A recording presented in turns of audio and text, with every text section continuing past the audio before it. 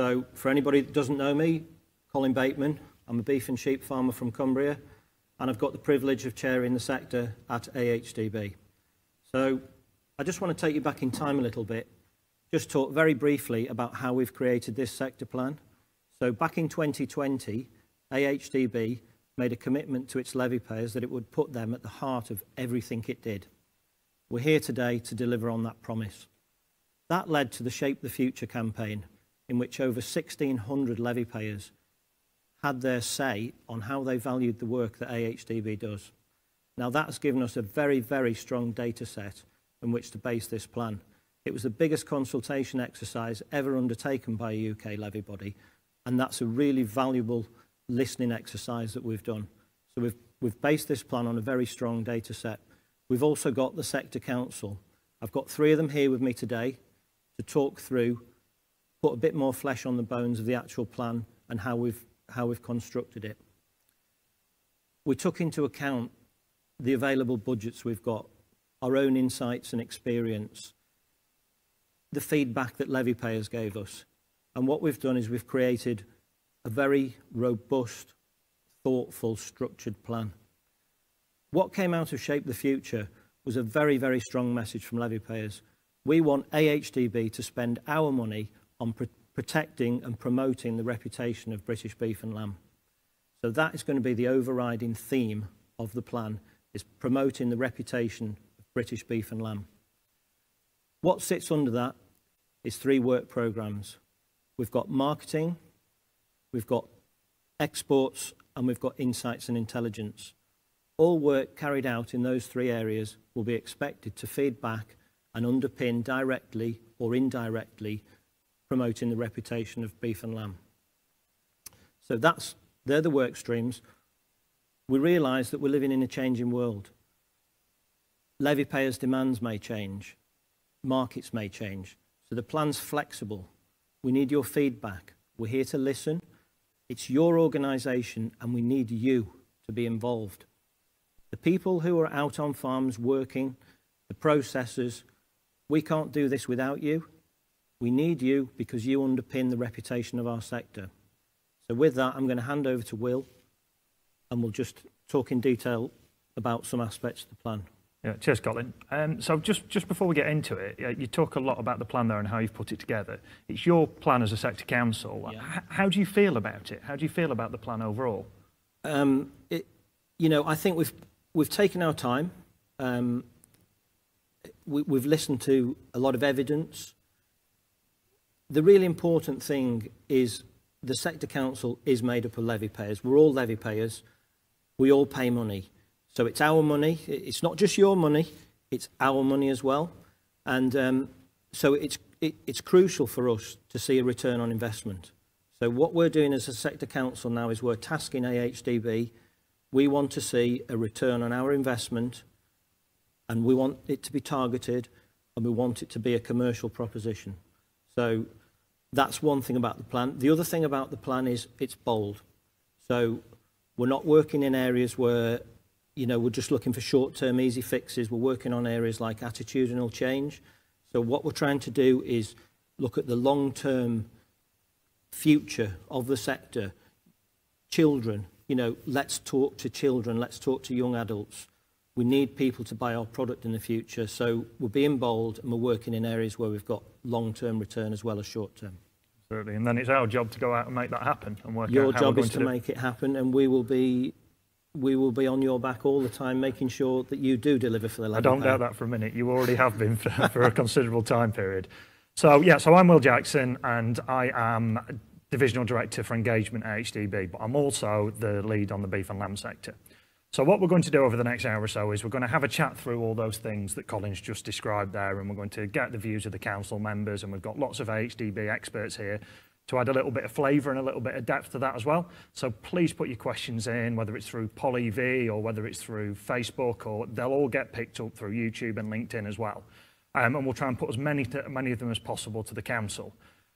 We are absolutely delighted to be here today, and it's really good to have the opportunity to talk about this because as Colin said, it's taken quite a long time to get to, but it's great to have the opportunity to talk about it. And so I'm going to kick that off now, and we're going to start with the marketing element of things. And I'm going to hand over to James, who's just going to give us a little bit of an introduction to that. I'm James Schuler, I'm a beef farmer. So marketing and education activities scored very highly in the vote. This is something that has been supported in the past, and this sector council absolutely is going to carry on doing that. With education, we're aiming to engage with customers from school right the way through to when they become purchasing consumers. The education package so far that we are aligned with has had 1.3 million downloads. The marketing campaign is an area that AHDB have an active presence, and in the past we've run a few which have along the lines of Make It Steak, Love Lamb, and most recently Eat Balanced, which has had a really great success at changing consumer attitudes. We need to inform consumers about the benefits of red meat, be that the nutritional value, the environmental credentials, and the high welfare standards of our farms. The domestic market is by far our biggest market. AHDB will do everything that we can to support red meat through media channels and working with retailers to promote the sales in the UK.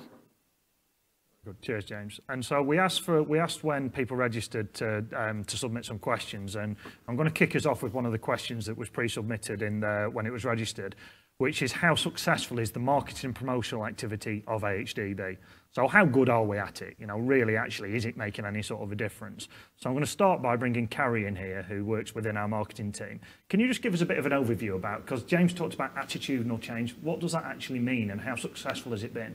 Yeah, so I think following on from James, AHDB is uniquely placed to champion British meat and dairy and really try and impact those long-term attitudes towards meat and dairy. And I think we've probably all seen on social media and in the press there can be negativity, and it's for AHDB to counterbalance that, and we do that through our campaigns. And it's not only important for us to deliver for the levy payer, but also be able to really demonstrate it. So we work with an independent agency who will ask consumers before we go live on TV, how important is meat to you? How healthy, how sustainable do you think is British farming? And then we ask the same set of questions post-campaign. And we've been delighted to see that we've had some real positive impact. So consumer attitudes towards meat being an important part of the diet increased by 8 percentage points, and really importantly, purchase intent also increased by 5 percentage points. So we've seen some really strong results, and we're back on TV on the 26th of December. So that just shows some of the impact, and that change of people's attitudes is a really important part of it, isn't it? It's about changing attitudes rather than trying to sell products now. And I think that was a conscious decision that was made by the council, wasn't it, of this last little while?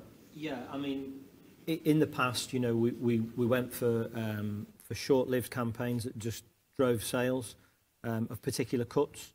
But I think it was Liam's marketing team that came back, and that was one of the things that really impressed me when I first came to AHDB was the level of focus. And Liam's team came back and they said, we don't think this is the right campaign, because actually what it's doing is it's driving sales for a short time. And actually, if we invest in reputation and changing people's minds and telling them about how sustainable and nutritious our product is, there's a better return on investment. So, I mean, for the sector council, that was a win-win. You know, farmers have been asking us, you know, please get behind us. We've got this great product. Nobody's telling the story. Nobody's on our side. And also, there was a better return on investment. So, you know, it was a very easy decision for us to make. Yeah, and it's interesting because you talk about farmers and farmers being involved there, and it's something that's quite a long way from the farm gate, the marketing activity. So, James, if I come to you, how do levy payers get involved? You know, is there an opportunity for levy payers to kind of live and breathe this? Yeah, without doubt, it is a great opportunity for levy payers to try and get involved with us. HDB can provide most of the things for it, be that through the media channels. They can provide posters and any of the infographics that can go with general meetings and things. We've had a lot of people who have bought in over the last year. We've had nearly 100 ambassadors who have joined in and been a front for HDB from the farmers. Yeah, and I think that's, we try, and I think another element of it is that we try and include all the different areas. So, for example, in the sheep sector, the halal market is really, really important, and the fact that we actually use a specific material in that market to be able to help. So it means that we're trying to cross as many areas as we can. Now, we've got one or two questions starting to come in now. So the first one, and you maybe touched on this a little bit, Carrie, but do you just want to just elaborate a little bit? It's what has been used to measure the success of the impact of the We Eat Balanced campaign. It's that piece around how people view it, isn't it? Yeah, absolutely. So it's those long-term perceptions and how important consumers believe that meat is as part of their diet. So we measure those perceptions pre and post-campaign, and that's where we've had the really positive results. And we also measure actually how many people are seeing our advertising, because it's important to make sure that they do.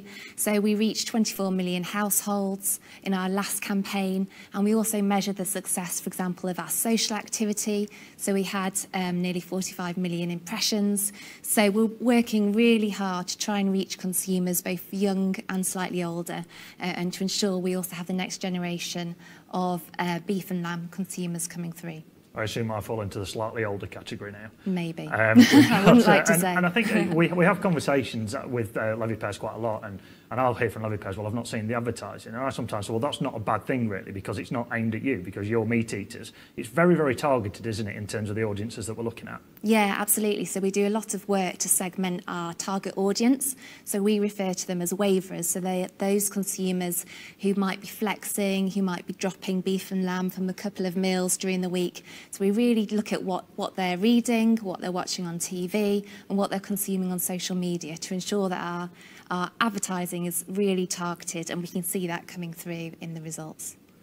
So we've got a question here, and any of the panel, you can kind of feel free to come in, but it's how can we link farmers to the end product? Because there's the perception of a bit of a disconnect there, and you do see that a bit, don't you, in terms of it's very different raising an animal to actually how it ends up on the pack. So is there a way about drawing, have you got any views on about drawing the consumer closer to the product? George, have you got a view on that? Well, I think one thing, consumers trust farmers, which is really important. And yeah, I think when we see a farmer on a packet, people trust that that's a quality product, and I think that's where AHDB can work with people within the supply chain to really help and put farmer on the packet, put farmer in the aisle on the supermarket, around and about that sort of display, as a way to engage, because there is that connect. If we see the success of a lot of farming type TV programs, people really do engage with that, and I think that's a really good way of improving where we go forward. And that excitement in the meat aisle and everything, and people wanting to pick the product up, is actually, Carrie, coming back to you again, a piece of work that we've been doing, isn't it? Yeah, absolutely. So we've got a project called Rethinking Retail. So we've been collaborating with retailers and also the processors to look at how we better position British produce on the shelf. So we're really shouting about the benefits of our product. We've got a really nice story to tell. British meat and dairy is amongst the most sustainable in the world. We have world-class food and farming standards, and we've also got a really nutritious offering as well. So I think we can work better and harder to really elevate the way that those products are presented at fixture when the shopper goes in to make their decisions about what they're going to have for dinner that night. And just before we move on, Laurie, I mean, you're going to introduce yourself in a few minutes, but you work in processing, don't you? And do you see that disconnect between the farmer and the end product? Yeah, massively, Will. I think more than ever with modern, ability to put QR codes, to put screens in store, to deliver on social media, there is so much opportunity that as farmers, we've seen over the last few years possibly the gap widening between farm production and consumers, when really we need to engage more in terms of giving the customer more information. Consumers are very well educated now and very savvy about food. Make no mistake, where they can, they want to support British and they want to support British agriculture. And it's our job as processors, as consumers, as farmers and AHDB to try and get some key messages across. People can't absorb everything. They're only at the aisle for a very short period of time. But we've got to get those key messages both on shelf and on pack. Yeah, absolutely. It's about telling the story and putting your best foot forward, isn't it? And I think the other thing is we've got a great story to tell, and we'll kind of see that as we go through the rest of the pillars. You know, that evidence and the bit around nutrition, around environmental sustainability, and the welfare standards we have. You know, it's a really good story to tell. So we need to be in a position to do it. So the next question that we've got is a bit of a practical one from a marketing point of view. Is there a risk that by running adverts generally, that it won't just benefit British farmers, that it will benefit a little bit wider, and it will, you know, there'll be a bit of a halo effect across other areas? Have you got a view on that, Kerry? What we try and do in our advertising is we talk about some of the key facts. So we can say that British meat and dairy is amongst the most sustainable in the world. And we can talk about our world-class food and farming standards. There may be a positive halo on the rest of the category. And our long-term aim is to keep consumers consuming British meat and dairy. And also in our work with the supermarkets and retailers, we're careful that we only stick to British packs. And so we've put together a really strong package to really try and champion and hero British produce. Absolutely. I think that's a really important point, is it? That it is only the British product that attracts these campaigns and gets done. And I think you're right. No matter what you do, if you're doing a promotion, there's going to be that bit of a halo effect. But the only other alternative is not to do promotion. And I don't think, and I mean, the Sector Council have been very clear that promotion's an important part. Something that levy payers spoke up very strongly about was that reputation piece, that promotion piece. I mean, over 65% of the budget, you know, is spent on exports and marketing. So it's about getting product to market. And to be quite clear, the rest of the budget really is spent on underpinning the reputation and driving that product out to market. So really, as a farmer, it's about putting money back into your pocket, and that's where the concept of it being an investment is really, because any Cumbrian sheep farmer will tell you that money's gone off their cheque at the end of the day. They think they won't see it again. I'm here to say false. You will see it again, because you're going to see increased demand for your product. We'll come on to exports later, but we're talking about a 12-to-1 return in the amount of return to the industry that's being spent. So that investment that you're making that enables us to do this work has a very, very strong return. And also that is work that farmers cannot do themselves. Only AHDB can do that work. Yeah, absolutely. And I think that's the piece around doing it through the age groups as well, isn't it? And making sure everybody's aware of this. And I think we've got Ros Reynolds here with us today, who runs the education side of things for AHDB. And it might just be an interesting point just to bring Ros in, just to give a little bit of a flavour about what the education work does in AHDB. So, Ros, would you mind doing that for us, please? Yeah, thanks, Will. To talk about education within AHDB, and we've got a focus on ensuring that the consumers of the future, so young people, are better informed about where food comes from, healthy eating and cooking. And we do that by working in partnership with the British Nutrition Foundation. And together we deliver the Food a Fact of Life education programme, targeting teachers of students aged 3 to 16. And by working together, we're able to have a better impact. So we're able to reach more of our target audience, so more teachers and more students. And as James mentioned, last year we achieved 1.3 million downloads. And each of those downloads will be used by teachers with a number of their students. And also, by working with BNF, the British Nutrition Foundation, we're also able to maximise our investment, because every pound that we put in is match funded by them. And I mentioned about where food comes from, healthy eating and cooking as the key pillars of our work. And we've mentioned time and again really about the positive story that beef and lamb has to say. So under where food comes from, we want to make sure that children have a positive image of the industry. And cooking is a key life skill, so we want to make sure that young people are confident to cook now, but also in the future. And then healthy eating, we know, is a key driver of buying beef and lamb. So ensuring that children have an understanding of where beef and lamb fits within a healthy, balanced diet is really important. And just finally, I'd like to say that our work in education also extends to being a partner of the Countryside Classroom. And we also work with Leaf on Open Farm Sunday, so about getting families and young people out on farm to see for themselves what the countryside has to offer and the great work that beef and lamb farmers are doing. And also Healthy Eating Week as well. Magic, cheers, Rose. Thanks a lot for that. It's really good insight into actually some of the depth of the work that goes on. So I'm going to go on to a little bit more of a practical questions that's been put now, because it's all right, we'll sat here talking about, you know, this big top line effect and everything else, but there's a question here about what it actually means at farm level. So the question is, presumably this work goes hand in hand with the helping farmers get more stock in spec. You can't market a product that a consumer doesn't want, you know. So as a statement, it's absolutely, you know, it's absolutely right. But actually, what's your view, Colin, counsel, in terms of that getting stock in spec? I mean, obviously, you know, there's lots of specs now. There isn't just one spec. You know, the market is always changing. I mean, Laurie would probably speak to this. You know, we would love to see everything hitting 100% in spec, but AHDB, it's not here to tell farmers how to farm. You know, that is not the work we're doing.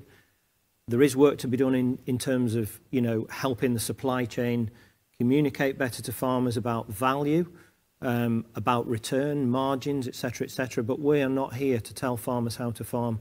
We're here to do the things that farmers can't do themselves, where we're an independent, trusted source of advice. Yeah, absolutely. I assume you do want all stock in spec, Laurie. That'd be great. Very nice. That'd be great. Very nice. That would be great. Yeah, I mean, the point is as well, the more stock that's in spec, the better the reputation of British product. You know, in everything we do that helps people sell our product. I mean, George and I were at a trade fair the other day, and it's so evident that the demand is there for British product. But we've all got to get together. If we want to get more for our product, we've got to give the processors more. Without them, we haven't got a business. Without us, they haven't got a business. So it's on everybody, really. Absolutely. It can't just be laid at AHDB. Absolutely, and that's it. It's a collaborative effort, isn't it? We have to all work together to be able to get that end goal. And we can talk a little bit about the CL show in a little while when we get on to talking about exports. So the question that's at the top here is about, we've got supermarkets who are using false farms. How do we get them to engage with us to use real farms or farmers? And Carrie, you and your team do a lot of work with retailers, don't you? So do you just want to just give a bit of a flavour about some of the work that you do directly with retailers and with processors to kind of make sure that we're getting the right messages and the right facts across? Yeah, so we work really closely not only with the retailers and processors, but also our market insight team. And they've done a piece of research, and we know that farmers are the most trusted part of the supply chain, and using them as the voice to communicate the benefits of meat and dairy is a really positive route to go down.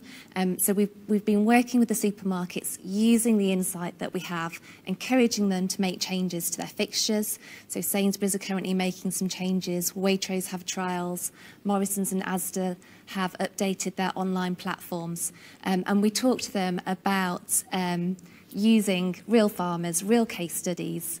We've got such a great story to tell and some great examples of good work going on farms that should be heroed from shelf. Okay, brilliant. Cheers, Carrie. So we've got a couple of questions left in this area. Can we go on to the second one down, please, Mark? There's another one that I just want to pick up, which is the HDB incentives are to benefit food processors. How does the new campaign directly affect farm margin? So I think that the campaigns that we've got, you've seen the wheat balance one. It's about the wider thing. I guess, Laurie, in terms of, because you work in the processing sector, about how these campaigns do help work through processing down to farm. Yeah, I think the benefit of the campaigns, the Eat Balance campaign, slightly off kilter at the moment because everybody's very, very concerned about cost of living increase. But prior to that, there was so much pressure in terms of particularly beef, but also beef and lamb, whether it be on environmental aspects or health aspects, that from a farmer alone, that communication is very, very difficult for a farmer to stand up and say, actually, there is a permission piece here, you know, as part of your balanced diet, you can eat red meat, and scientific knowledge would lead us to believe that there are health benefits, and from all age groups, people you know, you can go out and eat beef and lamb. You don't need to go and become a totally plant-based diet. And I think the campaigns from AHDB have given that such a much stronger message than farmers individually. And it's also given farmers, I think, a bit of empowerment, because there was probably 6 months ago, farmers were feeling very downtrodden, certainly, you know, and a little bit withdrawn in themselves as to, you know, is it okay to eat beef, as an example. And AHDB have come out, they've put this campaign forward, and they've delivered that really, really well to consumers to give that permission piece. So yes, the knock-on effect is that if consumers buy beef and lamb, obviously that's going to be a positive for the farmer. And Carrie, as an overall part, I mean, so because we talked a lot about this, but ultimately the question is, what is the benefit of marketing? And surely that is about selling more product, so that there's more product in the supply chain to work down to the bottom. That's what your aim is it? Yes, exactly. Yeah, and that's why we measure purchase intent, and we've seen that move, and that's why we'll continue to improve and positively influence those long-term attitudes to give the beef and lamb sector a long-term sustainable future and a continuing pipeline of consumers. And I think there's the piece there that and there was a question earlier on that kind of said, where are we from a red meat position compared to a poultry position? And it's a different challenge, isn't it, because of the price point of red meat as well. And as you were saying, Laurie, at the moment, we've got this challenge with cost of living and everything else, so we've got to be even smarter in the way we do things. Absolutely. But there is a massive positive here for beef and lamb, because beef and lamb can utilise, you know, natural resources. We can grow fantastic grassland. We can grow fantastic forage. That will decrease, you know, your cost of production compared to poultry, who unfortunately in their sector are so reliant on cereals, and you know, 75% of the poultry is made up of feed, whereas beef and lamb, we can change the diets, and it is all natural, and some really positive messages we've got to get across. Brilliant. We've only got 1 minute left, and I just want to. Sorry, come on, Colin. Yeah. I just want to bring the farmer perspective back onto that question about the benefit to farmers from marketing, and it's about driving demand. So it is that relationship between supply and demand in the market. The more demand brings money back into your pocket. And essentially, that's what it's about. I just want to pick up this one last question, because it's got quite a lot of votes in here. The question is, whose responsibility is it then? Because we talked earlier on about being a collaborative effort and us not telling farmers how to farm. Whose responsibility is it then to influence some farmers' mindsets in implementing new innovations, practices, enabling them to produce a better product? We're saying that's the industry as a whole. It's the industry's responsibility to do that. AHDB is a part of the industry, but it's not solely on AHDB to deliver that. That is an industry responsibility. And I think we'll come on to talk about it, but in the sector plan it talks about collaboration quite a lot, and that's going to be an important part for AHDB to play. Yeah, AHDB doesn't have a monopoly on having all of the best ideas. AHDB in the future, which we've asked them to, the Sector Council has asked AHDB to work differently, to work more effectively, and a lot of that will be about collaboration and facilitation, and that's about bringing all the best ideas together, distilling them into the ones that we can actually make work, and then just to go out and just get it done. Brilliant. Thanks very much. Okay, so we're going to draw the marketing section to a close there now. There are still a couple of questions, but we will make sure that we get to those when we get back, as Roseanne was saying at the beginning. So we're going to now move on to have a conversation about exports and the export pillar. So I'm going to hand over to Laurie now to introduce yourself properly, having already been fully involved so far, and just give us a bit of an introduction to what the exports pillar means in terms of AHDB. Sure, thank you, Will. Good afternoon. Yeah, I'm Laurie Ibbotson. I am Commercial Director for a processor called Dovecote Park, processing British prime beef, veal and venison. I also work on the family farm at home in the Peak District. We have a commercial suckler herd and a sheep flock. And with my colleagues here today, I'm part of the Beef and Lamb Sector Council for AHDB. I've been asked to briefly give an insight into the work that AHDB do on export. And I'm really pleased that I've been asked to speak on this, because both from a farming perspective and from a processor, the export piece that AHDB do cannot be undervalued. I think it is absolutely critical. And again, in terms of the Shape the Future vote, the levy payers, both from farming and processing, have seen the value that the AHDB do. Fundamentally, the export is what underpins a lot of the farm gate prices. And I think that when farmers talk about export, they think that it's about the whole animal being exported. But the work that they probably don't see and should see is the extra value that is given through their farm gate prices, through carcass balance. And I think as a processor, this is the area of the work that we value absolutely the most. AHDB have got a team, with Phil heading up the team, who are so experienced in this area that they have underpinned now in 80 countries export of beef and lamb, which I think is a tremendous effort when you think about how small the British island is and how far we're exporting. And that has put a value of about £154 a head on beef animals and £35 a head onto the farm gate price for farmers. It's an area that we've got to keep trying to push forward with. Again, I don't think farmers necessarily realise the impact if we stopped exporting it would have on carcass balance. It's not just about the monetary value, but it's about the sustainability and the waste of product. Because from a British consumer's point of view, you know, we're all consumers. We all eat steak, we all eat mince, we all eat burgers, we all eat dice. But there's parts of the carcass that we don't eat, but other countries eat and have great value from it, whether it be offals, whether it be tendons, etc. And for us then, if we didn't have those export markets and AHDB didn't open these up for us, we would have to pay as a waste product to get rid of them. So that obviously that would completely change the dynamics of the industry. I think AHDB now have got recognition and are well known throughout globally at trade events like Sial and Anuga, which I think we'll speak about in a minute. And they are completely engaging all the time to try and open new markets, but not just open new markets, but to keep getting more value. And this is an area that has been voted highly on and is an area that the team of experienced people at AHDB have to continue and have to drive forward for us as farmers and processors. Brilliant. Cheers, Laurie. Thank you very much. Right, so I'm going to start actually at the bottom of the questions. There's a comment on there which says, "Huge shout out for the export films. They are excellent." So I will take praise at any point it comes in. So that is a great start, and those films are brilliant. And the production team who are running this today have been absolutely instrumental in putting those together. And it really does help bring to life some of the work that we do. So thank you very much, whoever put that in. So I think that the next one that I just want to talk on before we get on to some of the other questions is about what AHDB's role is. But Phil, we've got Phil Hadley here. And Phil, so why exports? What's the point in exports? Why are we doing it? Yeah, so Laurie brought out a number of important points there, really. But we don't leave carcasses in balance. So we have parts of the carcass that have no value in the UK to the domestic consumer.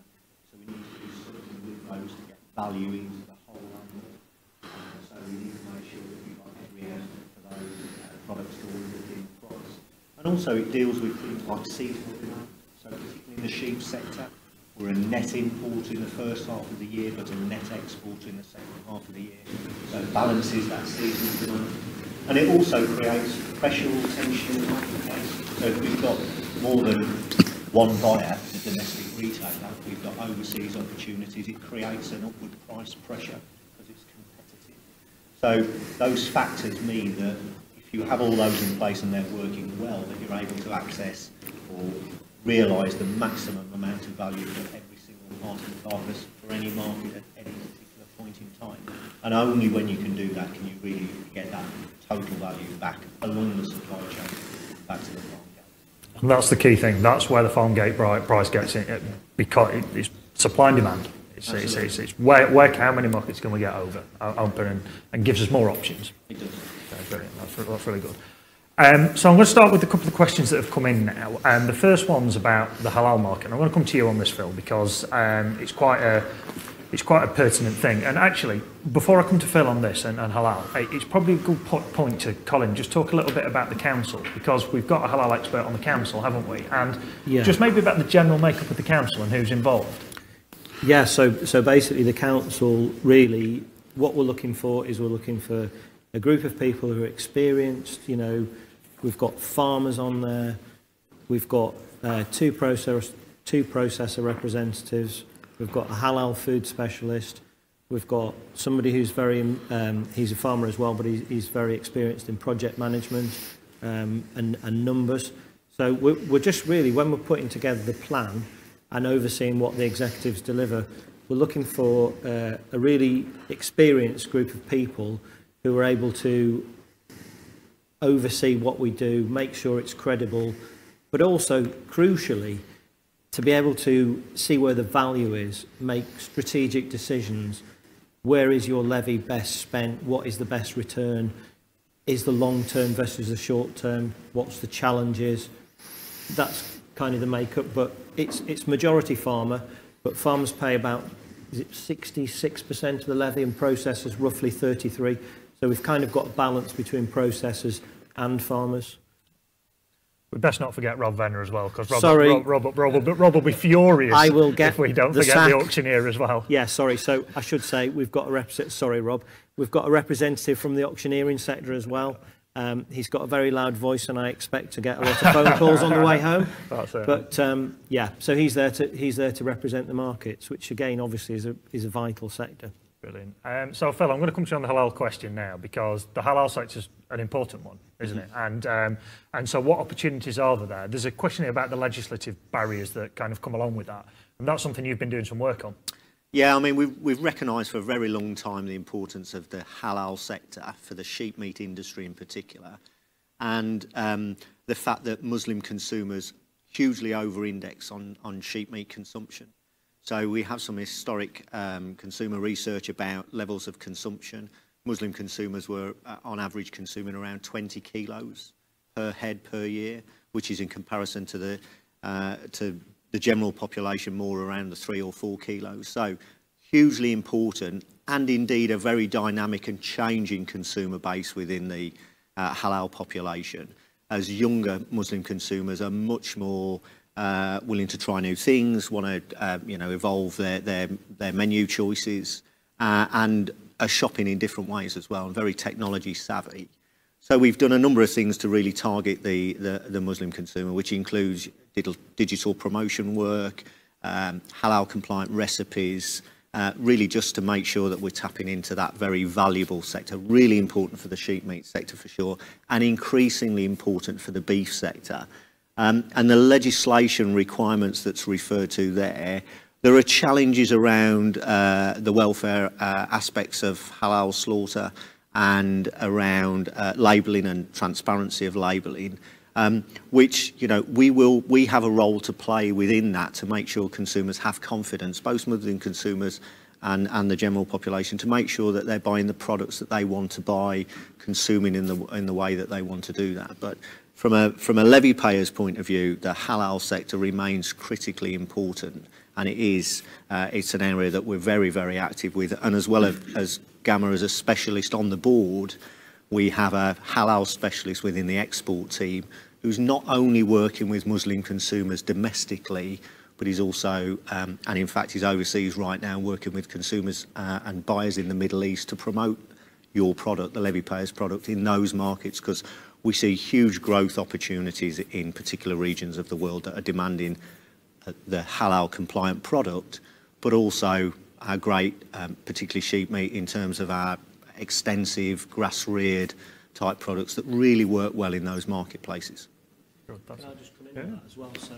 So just to come in on that, that work has been quite a few years really in the development, and for that reason we have brought a halal specialist, Gamma Khan, who's hopefully listening, onto the sector council to help us really. But all that work that Phil's talking about is all backed up by the insights and the evidence and collecting the data and doing the numbers on Muslim consumers and trends and consumer perception. That's all work that farmers can't do themselves. We can make the product, but we cannot do that work. Excellent. And I'm going to come to George. I'm going to come to you in a minute just to talk a little bit about Sial and the trade show that we went to the other week. But just before that, Phil, can you? Because the question is, do you work with small scale exporters, or is it just the big guys who are benefiting? And so I think CL, so for everybody who isn't aware, CL is the biggest trade show, food show in the world. I mean, I don't know whether that's accurate. I keep correct, saying that. That's right. Okay, good. I'm pleased I'm saying the right thing. And that's a good example of where we do work with small exporters, isn't it?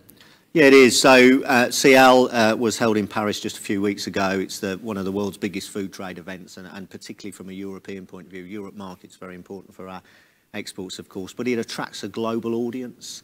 And we had a large stand, and on that stand we had co-exhibitors, and they ranged from the largest processors to some really smaller exporters as well. So we'll support and work with our levy payers to help them promote and export their product overseas. So it doesn't just benefit the very largest processors, arguably disproportionately so on the volume terms, but a number of the people that joined us there you would consider to be relatively small or modest-sized businesses. And that's a real good opportunity to be able to get some kind of international exposure to some of those businesses. Yeah. So George, just coming to that. So you went out to Paris to CL 3 or 4 weeks ago. What were your impressions of it? Firstly, I can confirm what Phil says. It is an absolutely massive show, you know, and it is so important for us to have a presence there. And as part of me being there, is to go around and get a feel of the show and probably look at some of the competitors as well, which is what we did. And we looked at the likes of the South Americans and stuff and what they were doing. And very clear to us that they were a commodity. They were a clean, clear-cut sort of stands that showed very little sort of emotion, as I'd probably describe it. And then he came back to our stand, and I think our stand really represented the quality product that we have. You know, it showed off that we were interested in the landscape, the environment, quality product, family farms. So it really did set us apart from the rest. That British beef and lamb and pork, which was also represented there, was a high quality product. You know, it had environmental credentials, it had animal welfare. We set ourselves apart from where the others were, and I think that's really important in how we do that and differentiate ourselves in the market, particularly as we want to, we can't compete on price with those guys. So it's really important that we give ourselves a unique selling point really and set ourselves above in the market. And it was really great to see that, the AHDB export team were really putting in a tremendous effort there, and Phil and his team did a fantastic job. I think that was very obvious to me when we were there looking at the stand, that our stand was the only stand with green fields and animals on it. Yeah, definitely. No one else had that. And that was the real selling point, that this is what British produce is about, and this is what we represent, and that's a key message to. And our stand was absolutely humming all day long. Yep. The 2 days we were there, it was full of people doing business, speaking with people, and I think that it represents a great area of spend for us. And I think that was an interesting point that you just made there about doing business, because it was about doing business. It wasn't. It's not a jolly. It's not one of the. It was very, very clearly about doing deals and having things. And did you get that impression there, Colin? 100%. It made me realise actually, as a farmer, how much business happens outside. When I send my lambs or beef to a processor or to a market, that selling business is a people business. And what AHDB does is puts people together, and that's vital. I might be on my farm and not go off my farm for a week at lambing time, and I might see the dog and my kids and the postman perhaps, but actually putting those people together, that's the key. And we've got a great team at AHDB. It made me realise just how good our people are who work in the exports team. So I was proud to be a British farmer when we went to CL. Excellent. Doing a good job, Phil, I think. Well, from Colin's point of view anyway.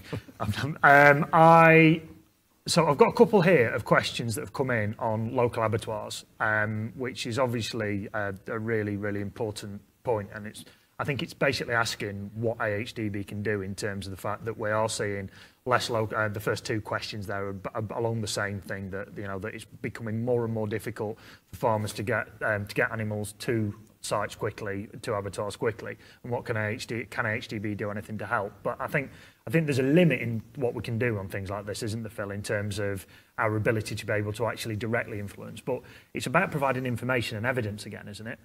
Yeah, I mean, from that point of view, we have that, as you say, that information, some technical support to support smaller abattoirs. But of course, it's a fiercely competitive marketplace.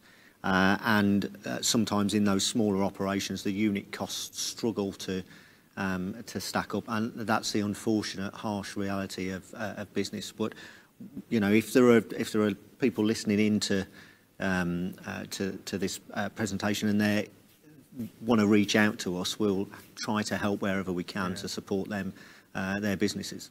And another thing we do try and do on various things is also we provide evidence into government as well, don't we? So we'll be talking to DEFRA, we'll be talking to Department of International Trade in various other areas and providing them with evidence to try and help shape policy.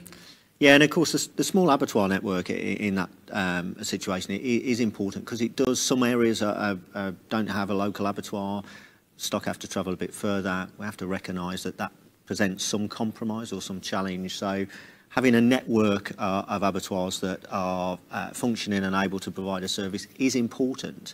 But again, there's as you touched on there, there's a government policy type of decision and a fierce commercial business environment for those businesses to be operational. And we'll come on to talk a little bit more about that influence of policy when we get into the third section that we're going to talk about in a few minutes. I'm just going to try and pick up one or two quick questions before we finish this session. So the second one down there, which is farmers, so one focus is growing access to markets around the world. Can the panel explain exactly how you use levy funds, engaging market, including in established markets like the EU? One of the asks of industry was to see match funding from government to support and grow the nation's exports. Well, I'm going to start off by saying any additional funding that we could get in and match funding will be absolutely fantastic because from the budget that we've got at the moment, there's a certain amount we can do, but any additional money would help, and we actively go out and try and do that. So if anybody's listening, any help would be very much appreciated. But in terms of the in-market stuff, Phil, because I think, is it 96% of our exports in sheep meat are to France, and Europe holds up a huge thing for us. So what do we actually do in markets? What do we do to make a difference? Well, let me start with the numbers first. So just to put it into perspective, for the beef and sheep sector, we export over 200,000 tonnes of product, and it has a commercial value of about £900 million. So just think about that number for a second. £900 million worth of revenue for the beef and sheep sector is exported. And traditionally, it is very much a European-focused